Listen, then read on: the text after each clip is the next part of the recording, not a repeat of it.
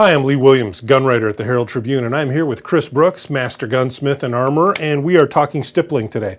Got a Glock 30 that Chris has stippled on the back strap and in front of the grip, and stippling is becoming more and more popular. We're going to find out why, and we're going to watch him do it and hopefully answer why you want this done on your pistol or your shotgun or your rifle. Hope you enjoy it. Thanks. Lee, stippling is adding texture to a polymer firearm frame or an accessory, stocks, grips, almost anything that's plastic or polymer material. Why do I want to do this? Why do I want this on my gun? It gives you more control over the gun. If your hands are sweaty or bloody or... Anything, any sweat, it's hot in Florida. Shooting a pistol, the smaller the pistol, the more true it is difficult to control one-handed. So you're buying yourself an extra level of control. It increases the shootability of the gun. And take me through the process. What's involved in stippling a pistol? There's a couple different ways you can stipple. You can mechanically stipple with an engraving tool. You can stipple with hand files. The most popular way is heat stipple.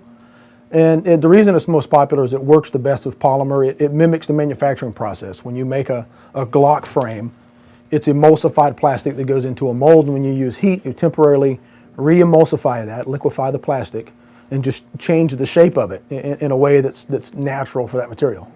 And how much you have pistol packages? Yeah, what do you charge?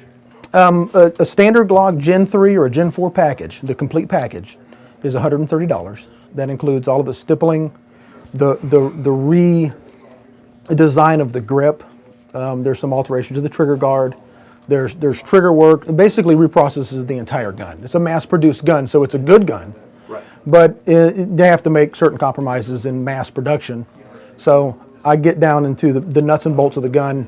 Every part is reprocessed and made as good as that design can possibly get.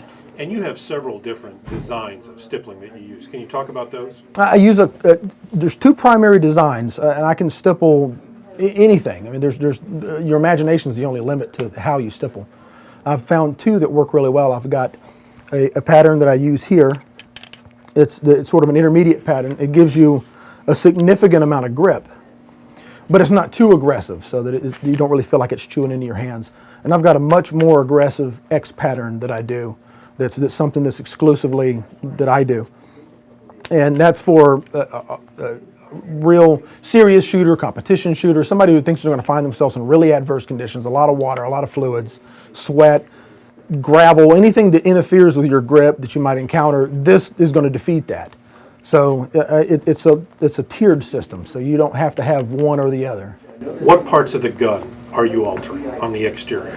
Primarily, I'm altering the back strap, the front of the gun, places like there's an indexing mark that's useful on the front of the Glock, sometimes the trigger guard, magazine extensions, basically any part that your hand makes contact with. Up to the customer's preference. Up to the customer's preference. I can do full grips, but the sort of the big discomfort factor of having a fully stippled gun next to your body, it has deterred some people from getting it stippled, so I'll just do the front and back straps. That's where your primary contact is when you shoot. If you're carrying it concealed and you got a stippled complete grip, you're not going to get it out easily. No, it's going to, your body becomes sort of a hindrance to that because it's biting into you in places you don't want, just like it bites into your hand. So this is a little bit more of a strategic approach to how we stipple guns.